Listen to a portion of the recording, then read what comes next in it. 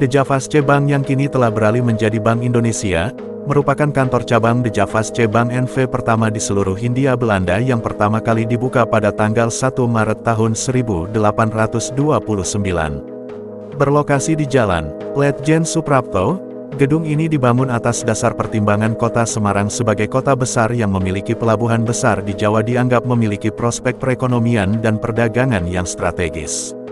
Pasca kemerdekaan Republik Indonesia, pada tanggal 30 Juni tahun 1958 DJB dinasionalisasi menjadi Bank Indonesia.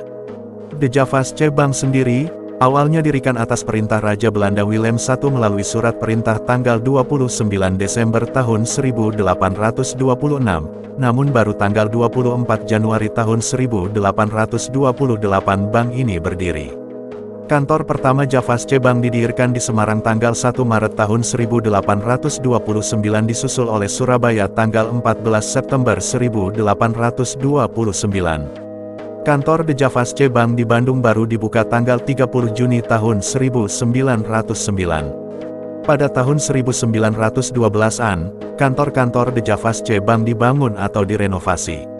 Untuk kegiatan tersebut ditunjuklah Biro Arsitek Vermont, Hulswit dan Edward Kuipers untuk merancangnya. Karena dirancang oleh biro arsitek yang sama, maka bentuk dan gayanya hampir sama. Sebagai contoh, Javaasche Bank Batavia, Makassar, Medan dibangun tahun 1912 sedangkan kantor di Bandung, Solo dan Jogja dibangun tahun 1915. Beberapa bangunan BIX De Javaasche Bank masih terawat hingga sekarang namun ada pula yang sudah tidak dipakai lagi karena BI menempati kantor yang baru seperti di kota Semarang. Saat itu, posisi strategis kota Semarang sebagai simpul ekonomi bagi wilayah pesisir dan pedalaman menarik minat bangsa barat khususnya Belanda untuk dapat menguasai lalu lintas perdagangan di pelabuhan Semarang. Pada awal abad ke-19, ketika Jawa diperintah oleh Daendels, pelabuhan Semarang masih tetap diposisikan sebagai pelabuhan penting di Jawa. Investasi kapital besar pertama dilakukan oleh negara pada saat diterapkannya sistem tanam paksa STP pada 1830. Ketika itu negara menjadi pemodal utama sekaligus pelaksana dalam proses kegiatan eksploitasi ekonomi terutama pada sektor perkebunan. Sejumlah wilayah di kota Semarang dan daerah hinterland di sekitarnya menjadi basis-basis penanaman komoditas-komoditas ekspor yang telah ditentukan oleh pemerintah kolonial. Dalam mendukung kebijakan tersebut, pemerintah membutuhkan lembaga perbankan untuk memperlancar jalannya STP. Kehadiran lembaga perbankan dinilai dapat memperlancar arus kapital serta peredaran uang di Jawa.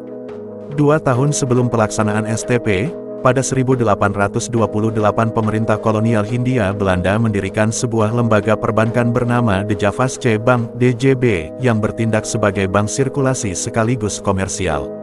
Kemudian dalam mendukung perkembangan lalu lintas perdagangan di kawasan Semarang, Direksi DJB memutuskan untuk mendirikan DJB Agencap Semarang pada 1829, 1 tahun setelah pembentukan DJB di Batavia. DJB Agencap Semarang merupakan kantor cabang pertama DJB di seluruh Hindia Belanda. Kota ini dipilih karena arus lalu lintas perdagangan serta kebutuhan kredit yang tinggi, terutama pada sektor perkebunan.